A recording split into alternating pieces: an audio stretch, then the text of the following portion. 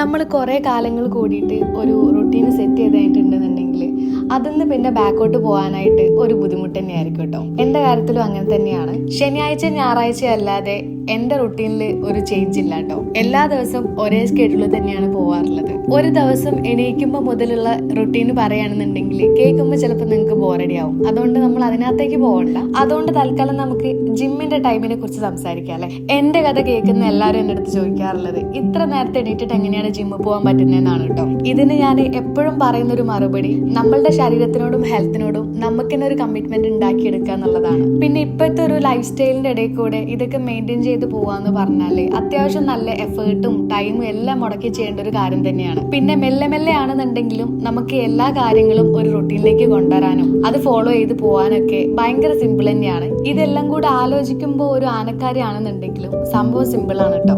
അപ്പൊ ഓക്കെ, ടാറ്റാ.